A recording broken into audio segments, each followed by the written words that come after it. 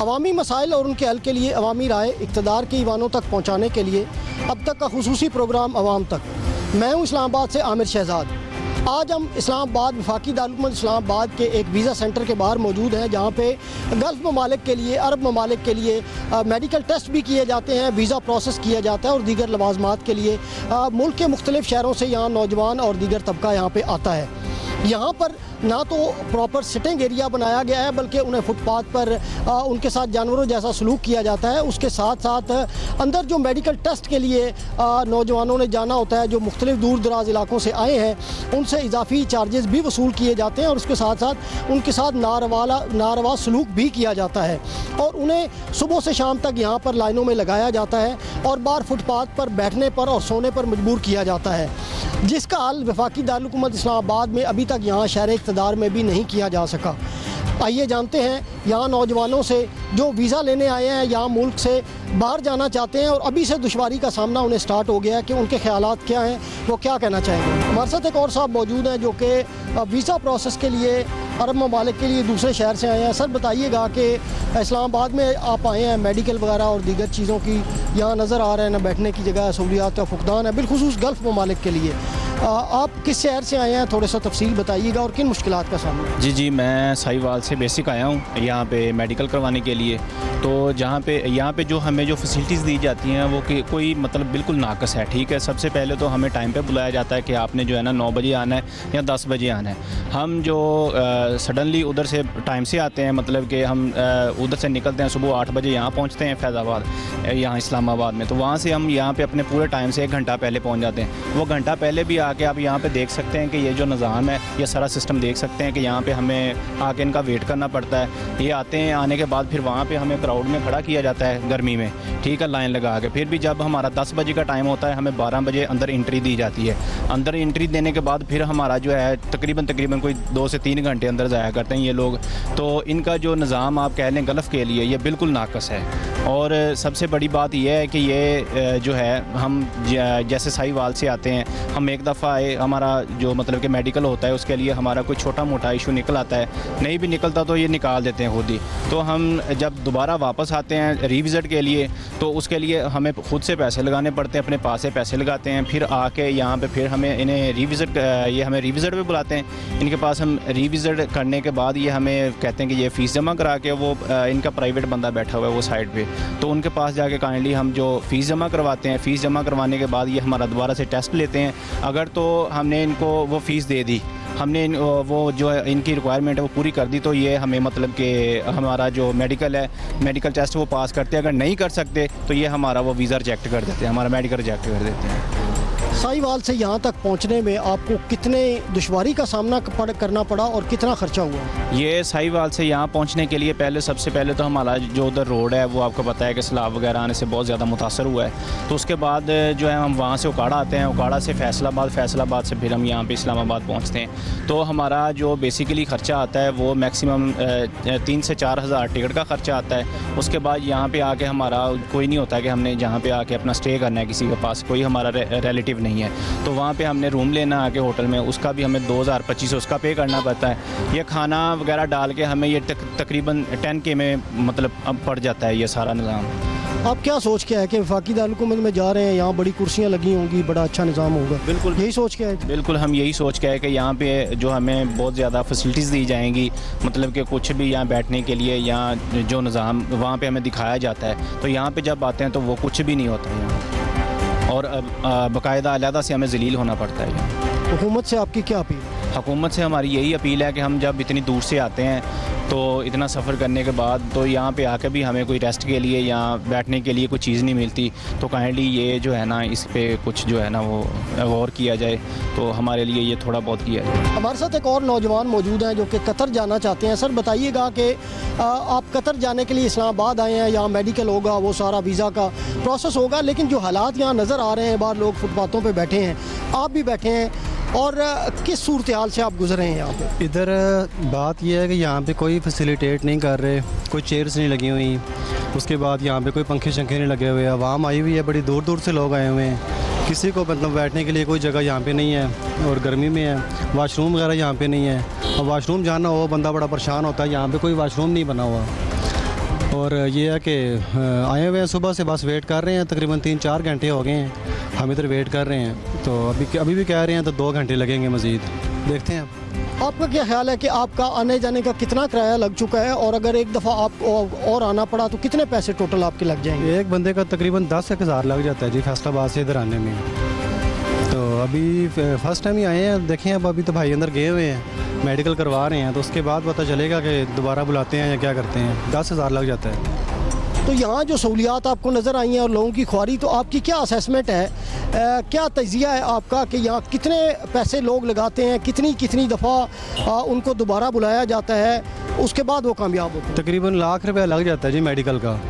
और वो भाई बता रहे हैं कि यहाँ पे जो टीबी का कर रहे हैं टेस्ट, वो तकरीबन 13-14 हज़ार रुपया ले रहे हैं। हालांकि वो तो गवर्नमेंट में फ़्री है, पाकिस्तान में टीबी का टेस्ट फ्री है।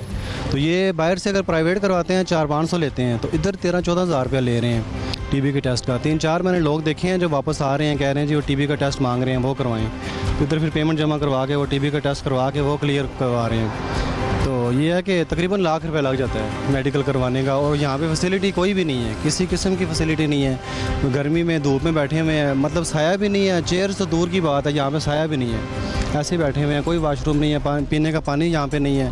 हालांकि इस्लामाबाद में बैठे हुए हैं, हम तो समझ रहे थे कि इस्लामाबाद में बड़ी गवर्नमेंट ने फैसिलिटीज़ वगैरह दी हुई हैं, मगर मुझे तो यहाँ पे ऐसा कुछ भी नज़र नहीं आ रहा। शहर इक़्तिदार में जैसा कि आपने बताया, आप तवक्को करके आए थे कि बहुत अच्छी सहूलियात यहाँ होगी, क्या तवक्कुआत आपकी हैं और क्या तजावीज़ हैं जो हुकूमत को देना चाहिए? हुकूमत को यही तजावीज़ हैं जी, जितने भी नौजवान हैं उनको रोज़गार दें, अच्छा रोज़गार दें, ताकि लोगों को बाहर ना जाना पड़े। बीवी बच्चों को, बहन भाइयों को, माँ बाप को छोड़ के लोग बाहर परदेश काटते हैं, 2-2 साल 4-4 साल बाद वापस आते हैं पाकिस्तान में। तो ये है कि बड़ा मुश्किल होता है बाहर काम करना, सर्वाइव करना, इधर इन हालात में बच्चों को छोड़ के जाना बहुत मुश्किल होता है। गवर्नमेंट को चाहिए कि यहाँ पे कोई जॉब वगैरह हमें दें, अच्छी जॉब। उसके बाद ये है कि जो गवर्नमेंट ने ऐलान किया हुआ है तनख्वाहों के हवाले से कि इतनी तनख्वाह होनी चाहिए, उतनी कहीं भी नहीं है। 15,000 20,000 प्राइवेट सेक्टर्स में पे मिलती है 12-12 घंटे ड्यूटी करने की। तो ये है कि यहाँ पे वो जो गवर्नमेंट ने ऐलान किए हुए हैं उन पे अमल दरामद करवाएं, ये हमारा मुतालबा है। और दूसरा ये है कि पंजाब गवर्नमेंट, उससे हम काफ़ी मुतमिन हैं। पंजाब गवर्नमेंट जो है वो काफ़ी काम कर रही है पंजाब में, वो नज़र भी आ रहे हैं, मगर इधर इस्लामाबाद में कैपिटल में उस तरह नहीं है फैसिलिटीज़ जो है ना। आप बताइएगा कि कौन से मुल्क जाना चाह रहे हैं और किन किन दुश्वारियों का आपको यहाँ पे सामना है मेडिकल के लिए, वीज़ा प्रोसेस के लिए, सारी चीज़ों के लिए? अस्सलाम वालेकुम। मैं सर कतर के लिए अप्लाई किया मैंने, तो इस सिलसिले में आया हूँ। इन्होंने हमें बुलाया हुआ है, इन्होंने हमें बोला था कि आप आ जाएं सुबह फ़र्स्ट टाइम, लेकिन मेरी अपॉइंटमेंट का टाइम 4 बजे का था, अभी जो 4 बजेंगे। तो मैंने इनसे बोला कि मैं उस टाइम से आ जाऊँगा। उन्होंने बोला नहीं जी आप सुबह आ जाएं फ़र्स्ट टाइम। तब से हम आए हुए हैं। पहले तो हमने बड़ी मुश्किल से ट्रेन का जो टाइम था वो एडजस्ट किया, ठीक है, लाहौर से मैं आया हूँ, वो हमने टाइम मैच किया जी हम पहुँच जाएँ। वहाँ पहुँचने के बाद जी हमें बैठने के लिए जगह भी नहीं दी जा रही। ये रोड पे बैठे हुए हैं, यहाँ पे हम जो है वो परेशान हो रहे हैं। ये चीज़ें हैं। उसके अलावा ख़र्चे वो आपके सामने ही हैं। अगर हम अपने टाइम से आते तो ये सारा कुछ ना होता, हमें ये ज़लालत भी देखनी ना पड़ती। अब सुबह से हम बैठे हैं, कभी वहाँ बैठ रहे हैं धूप में, कभी यहाँ बैठ रहे हैं, ऐसे ही है।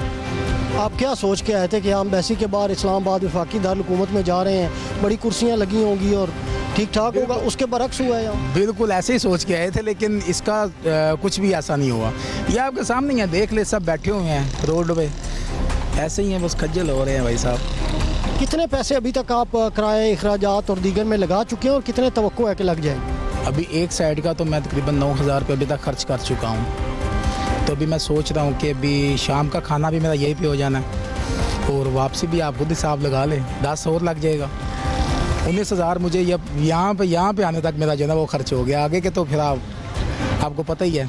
यहाँ बैठने से रिलेटेड वाशरूम्स और दीगर जो सहूलियात कौन कौन सी होनी चाहिए थी जो नहीं है, आप क्या तवक्को करें? पहले नंबर पे तो देखे सर, जिस टाइम ये बुलाते हैं इतना टाइम हो गया, यहाँ पे ना तो कोई वाशरूम है जो होना चाहिए था, ठीक है, उसके अलावा सीटिंग होनी चाहिए थी, वो भी नहीं है।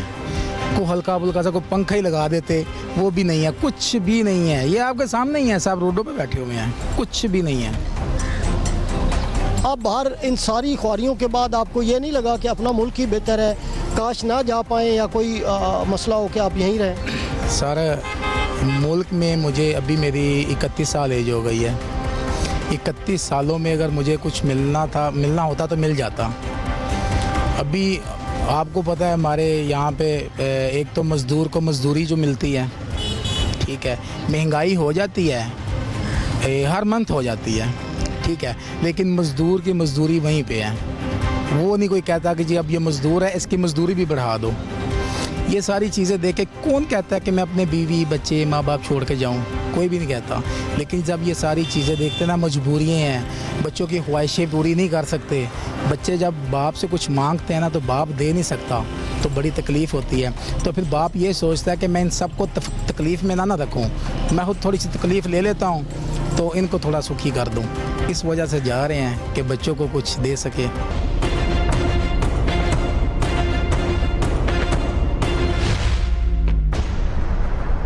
साथ एक और नौजवान मौजूद हैं जो इस्लामाबाद में आए हैं वीज़ा के लिए और कतर जाना चाहते हैं। बताइएगा सर कि कतर आप क्यों जाना चाहते हैं और यहाँ जब इस्लामाबाद में आप बिलखुसूस पहुँचे हैं तो आपको किन दुश्वारियों का सामना है मेडिकल में, वीज़े में और उन चीज़ों सारे प्रोसेस में? बेसिकली पाकिस्तान के हालात इजाज़त नहीं देते अब यहाँ पे ठहरने के लिए, इसलिए मुल्क छोड़ के बाहर जाना पड़ रहा है। और दूसरे नंबर पे हम कल के इधर आए हुए हैं 2500-3000 किराया लगा के 5-5 घंटे का सफ़र करके। मैं सुबह 4 बजे का यहाँ पे आया हुआ हूँ।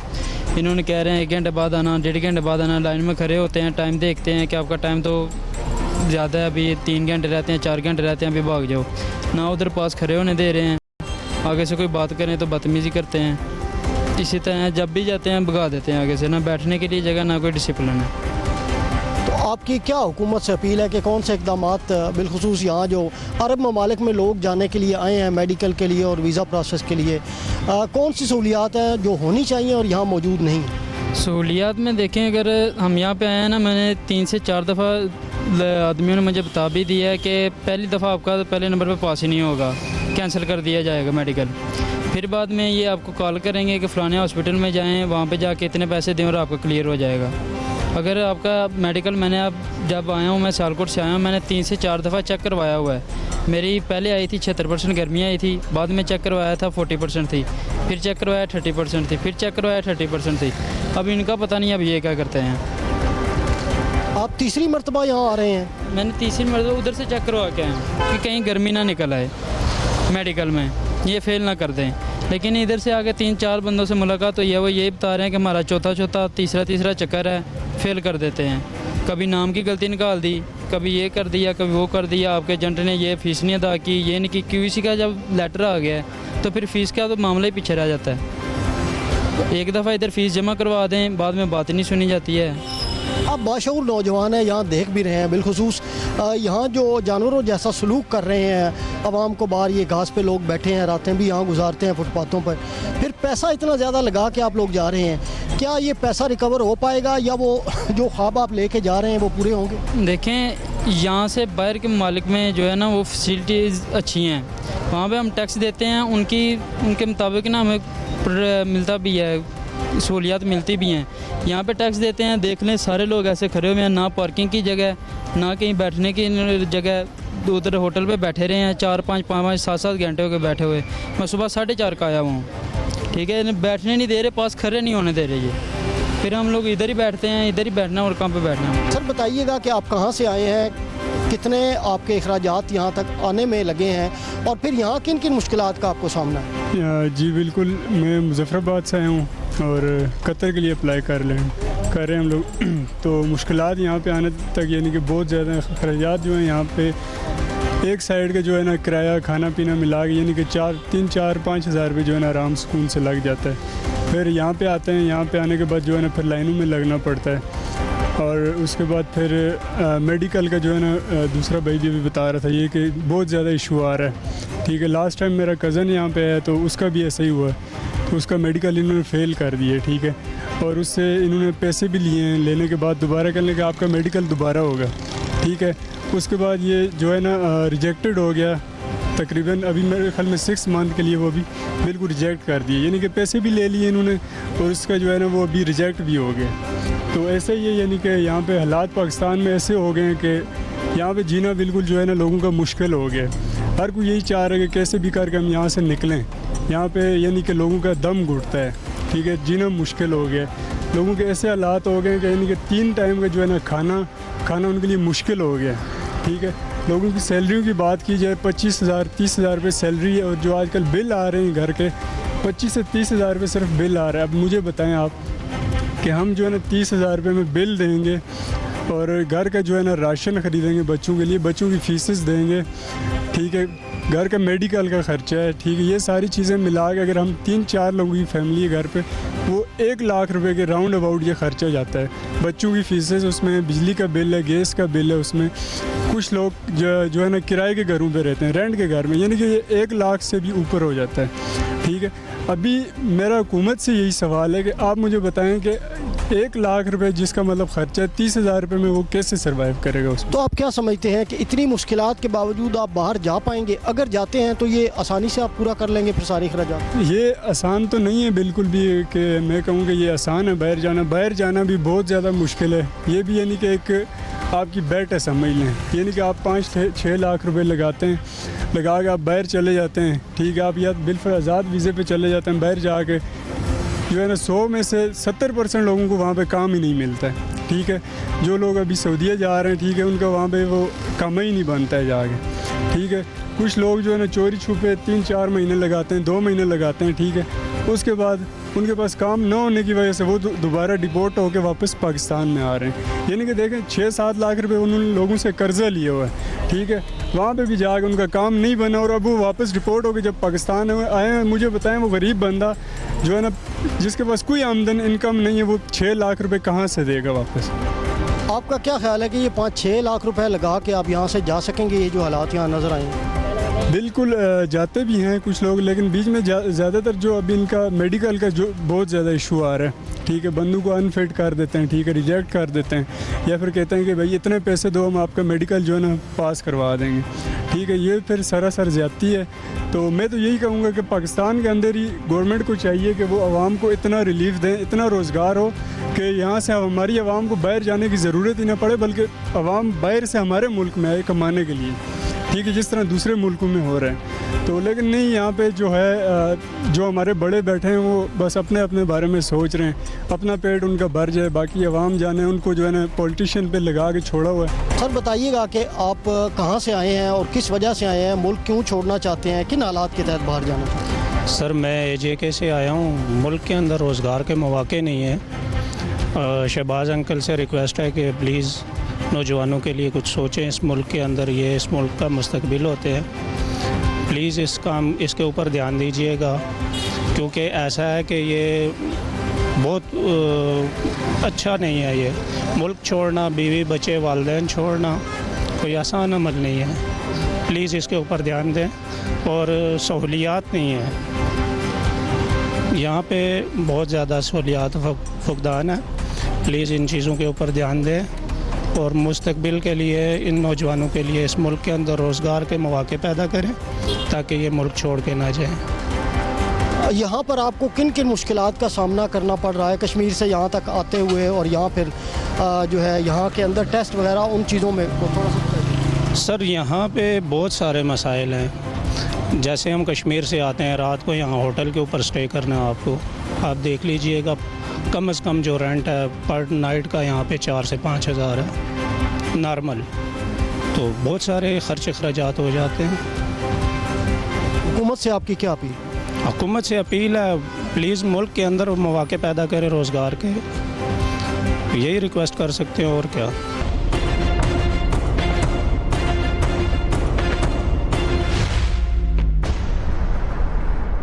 हमारे साथ एक नौजवान मौजूद हैं जो गुजरात से आए हुए हैं, रात से यहाँ मौजूद हैं। सर बताइएगा, आपने बताया कि आप रात से यहाँ मौजूद हैं, किन किन मुश्किलात का सामना आपको है और किस तरह से यहाँ ख्वारी काटनी पड़ती है? पहली बात तो इधर कोई बंदोबस्त है ही नहीं किसी किस्म का भी, कोई किसी के पानी का नहीं है, बैठने का नहीं है, कोई चीज़ भी नहीं है अवेलेबल। दूसरी बात, ऑनलाइन फ़ीस पे होती है जो मेडिकल की है, उसके अलावा 13,500 रुपया TB का टेस्ट का ये ले रहे हैं। 1200 वो होता है 500 रुपये का, 13,500 रुपया पर्सनल अकाउंट में इन्होंने लिया, फिर ये मेडिकल कर रहे हैं। वो प्रूफ हमारे पास हैं, अभी जमा करवाया और फिर वापस भेजा उसे अंदर। आप बैरून मुल्क क्यों जाना चाहते हैं? यहाँ जो ख्वारी है ये चीज़ यही वजह ना, हुकूमत ध्यान नहीं करती, सारे चोर मिले हुए हैं, कोई काम नहीं है इनको, जो मिलता है जिधर से खा लेते हैं, बस यही काम है इनको, और है ही कुछ भी नहीं। पहले फ़ीस दी हुई है, वो लहदा 13,500 भी फिर लहदा दिए हैं और फिर अंदर गया वो। टीबी का टेस्ट 500 का होता है, वो 13,500 पर्सनल अकाउंट में ले रहे हैं। डिटेल मेरे पास है, जिस अकाउंट में मैंने भेजे हैं वो अभी भी हमारे पास है, फिर दोबारा भेजा है उसे इसीलिए।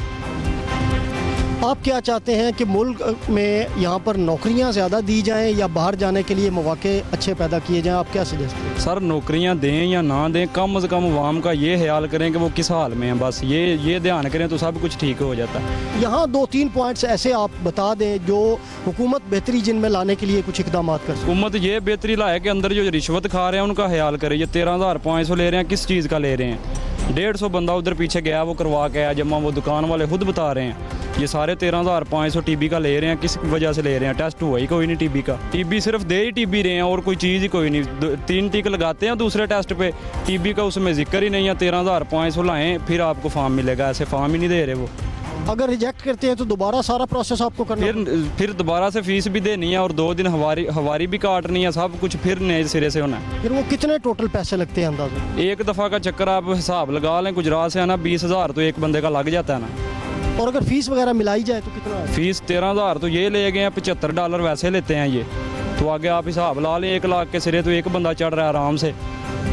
तो ये आपका कहना है कि मुतअद्दिद मरतबा ये एक बंदे को रिजेक्ट कर देते हैं? बार बार कर रहे हैं, सुबह के 2 बंदे आए हैं, 3 दफ़ा रिजेक्ट हुए हैं, वो तीसरी दफ़ा आए हैं फिर कर रहे हैं। कभी कहते हैं नज़र नहीं सही, कभी कहते हैं वो बिल्कुल ठीक चल रहा है, तुम्हारी पसलियाँ टूटी हुई हैं। वो कैसे आया हुआ है चल के उसकी पसलियाँ टूटी हुई हैं? दरअसल भाई ये ना हम साहिवाल से आए हैं, तो वीज़ा कतर सेंटर QVC, तो मैं अंदर गया हूँ, इन्होंने मुझे कहा कि ये आपकी ना डेट एक्सपायरी। अच्छा, बात ये है कि हम इतना सफ़र करके आए हैं, साहिवाल से आए हैं सर, ठीक है, कैसे मैंने पैसे किए, ये वो किराया का ये किया मैंने। अभी उन्होंने कहा कि ये एक्सपायरी डेट है, आप ये फलाना, ये आप नहीं जा सकते, आप वापस लें, नेक्स्ट टाइम आप आएँ। लेकिन मसला ये है कि मैंने अपने एजेंट से बात की है, ठीक है, और उन्होंने अभी ही अपडेट कर दी, नया वीज़ा पर डेट तब्दील करके मुझे सेंड कर दी है, ठीक है, और मैं कहते हैं दिखा भी देता हूँ आपको, ठीक है। अभी मैं उनके पास गया तो वो गार्ड ने भी अंदर नहीं मुझे जाने दिया, ठीक है, वो दूसरा लड़का उन्होंने भी नहीं जाने दिया, ठीक है, बदतमीज़ करते हैं ये वो नहीं। कतर वालों ने तो माशाल्लाह हमारी वो सॉल्व अभी कर दी है, वो जो हमारी माशाल्लाह क्या कहते हैं उसे प्रॉब्लम। तो यहाँ देख लो कि हम इतने दूर से आए हैं, हमें फ़ायदा भी नहीं हुआ, और हम कहाँ जाएं? अब हम वापस जाएंगे, ठीक है, अब हमें कोड आएगा, फलाना आएगा, ठीक है, हम कोड भावे महीने बाद तो कोड ना आवे तो की करिए दसो। अच्छा, ये रेस्ट बाहर जब दीगर शहरों से लोग आए हुए हैं, यहाँ पे नज़र आ रहा है कि बाहर ज़मीन पे बैठे हैं, इस हवाले से आपके क्या तवक्कुआत थी कि यहाँ कौन कौन सी सहूलियात आपको दी जाएंगी, और आपको ये नज़र आया है वो उलट था? सर देखो जी, मैं तो ये कुछ कह नहीं सकता, क्योंकि आपको पता है कि माशाल्लाह पाकिस्तान में चंद शहर हैं कि जहाँ प्रोटोकॉल दिया जाता है, हर जगह पर नहीं दिया जाता। ये पाकिस्तान है, ठीक है, और कहते क्या है तो करते क्या है। हम किसी को गलत भी नहीं कह सकते, हम खुद गलत हैं, ठीक है। ये आप देख सकते हैं कि ये लोग कैसे बैठे हुए हैं, नीचे सड़कों पर बैठे हुए हैं, ठीक है, और इज्जत हमारी टके बिकी भी नहीं है, सीधी बात है भाई। एक बात आपने बहुत अहम की है कि यहाँ अगर ये गल्फ़ कंट्रीज़ वाले बिलखुसूस जो है अरब ममालिक की एम्बेसीज़ आपके साथ अभी से ये कर रही हैं, तो वहाँ क्या तवक्को कर रहे हैं आप वहाँ जाने के? बस क्या किया जा सकता है, मैं क्या कह सकता हूँ, और गलत बोलूँगा तो एक्शन होगा, क्या करें अब। गलत करने वालों को हमेशा आपको पता ही है फिर, और जो सही बात बोलता है तो उसे कहते हैं नहीं जी नहीं, इन्होंने गलत बात की है जी, हम बोल भी नहीं सकते। और कैंडली हुकूमत से अपील है कि ये जो लोग हैं ना, ये जो एम्बेसी में बैठे हुए हैं, हमारा जो कोई मसला नहीं, हम गलत नहीं कहते, माशाल्लाह बहुत अच्छे हैं, हमें उन्होंने कुछ कहा नहीं है, लेकिन थोड़ा सा सेटअप गार्ड वगैरह बहुत ही अर्लिंग, ये थोड़ा सा ना चेंज करें इनको। हमारे साथ एक नौजवान मौजूद हैं जो दूसरे शहर गुजरात से ग़ालिबन आए हैं। सर बताइएगा कि आप गुजरात से आए हैं, आपका भाई है साथ या कोई है, तो आप क्यों बाहर जाने के लिए यहाँ पे आए हैं, क्या वजूहत है? बस अपना मुस्तकबिल सेट करने के लिए, ज़्यादा से ज़्यादा अपने अगर मेहनत करने के लिए, ताकि पाकिस्तान में अगर सैलरी तो नहीं है इतना बंदा पढ़ जाए इतनी सैलरी नहीं मिलती। बाकी मुस्तबिल सेट करने के लिए अपने आप को फ्यूचर सेट करने के लिए इंसान बाहर जाता है। अपने इधर 30,000 सैलरी मिले इंसान को तो वो इधर क्या करेगा, इतनी महंगाई हो गई हुई है। इस महंगाई के दौर में आपको भी पता है कि नहीं गुजारा होता, इस वजह से बाहर की तरफ रुजू कर रही है वहाँ। यहाँ आप इस्लामाबाद में जब आते हैं दूसरे शहरों से, किराया भी है, बाकी अखराजात हैं, यहाँ आके आप किन मुश्किलात का आपको सामना करना है? मुश्किलात का यही सामना करना पड़ता है। इधर अगर हम कल से निकले हुए हैं, इधर आए हैं, अभी आए हैं सुबह 8 बजे के इधर आए हुए हैं और अभी आपके सामने 2 होने वाले हैं। तकरीबन हमें इतने 3-4-5 घंटे हो जा रहे हैं इधर आए हुए। तो अभी तक वो अंदर लड़का गया हुआ है, अभी तक वो बाहर नहीं आया। और 2-3 लड़के अगर बाहर आए भी हैं, उन्होंने बोला आपको टीबी निकली है। अगर उनको टीबी तो है ही नहीं है, उन्होंने टेस्ट कराए हुए हैं बाहर। पर ये इधर चाहिए, इंतज़ामिया को चाहिए कि अगर कोई बंदा साथ आता है उनके लिए बैठने का कोई इंतज़ाम होना चाहिए। उनका कुछ सोचना चाहिए कि अगर कोई साथ बंदा आया पर्सन, हम तो चलो नौजवान हैं, हम तो चलो गुजारा कर लेंगे इधर बैठ के। जो बूढ़े आते हैं, कोई किसके वालिद साहब बूढ़े होते हैं, कोई नहीं जवान होते, वो आकर अगर बैठते हैं, उन्होंने इधर बैठना वो तो वैसे थक जाएंगे। उनको चाहिए, इंतज़ामिया को चाहिए कि इधर कोई सीट वगैरह लगनी चाहिए। जो अंदर गए हुए हैं वो तो चलो गए ही हुए हैं। आपका कहना है कि यहाँ बैठने के लिए भी इंतज़ाम मौजूद नहीं? ज़ाहिर है बाहर लोग जो है वो बैठ रहे हैं, बाहर सब्ज़े पे इस पे बैठे हुए हैं बाहर मैदान में। आप इसके लिए क्या हुकूमत से अपील करेंगे? क्या मैं हुकूमत से अपील करता हूँ कि पार्क तो आगे साथ में है ही है, इधर कम से कम स्टूल्स बना दिए जाएँ ताकि आवाम आए बैठे और रिलैक्स से बैठ जाए, ताकि अंदर से जो बंदे आ गए हुए हैं वो अगर आएँ तो बंदा कंफर्टेबल हो। समझ गए? अगर उधर इधर बैठे होंगे, अगर इधर बंदा बैठता, जो अंदर से बंदा आता है उस पर गुस्सा आता है कि तुम्हारी वजह से हम इतनी देर इधर बैठे रहे हैं। तो इस वजह से अगर हुकूमत को यही अपील है कि इधर स्टूल लगा दिए जाएँ ताकि जो बंदा साथ आता है वो आराम से बैठ सके। बैरून मुल्क जाने के ख्वाहिशमंद हजरात और बिलखुसूस नौजवान जो यहाँ पर वफाकी दारुल उलूम इस्लामाबाद के वीज़ा सेंटर्स, अरब ममालिक के वीज़ा सेंटर्स में बिलखुसूस आए हैं मेडिकल टेस्ट के लिए, दीगर लवाजमात के लिए, उनका कहना है कि यहाँ पर उन्हें ख्वारी के अलावा कुछ भी नहीं मिला, उनके साथ नारवा सलूक भी किया जा रहा है और दीगर जो सहूलियात जिनकी उनको तवक्को थी, बुनियादी सहूलियात जो मिलनी चाहिए वो नहीं मिल रही। और हुकूमत से उनकी अपील है कि इन वीज़ा सेंटर्स के बाहर कुर्सियाँ और दीगर जो लवाजमात हैं वो पूरे किए जाएँ ताकि वो यहाँ पर बर वक्त और आसानी से अपना वीज़ा प्रोसेस मुकम्मल कर सकें और हुकूमत के भी शुक्रगुजार हों। देखते रहिए अब तक का खुसूसी प्रोग्राम अवाम तक।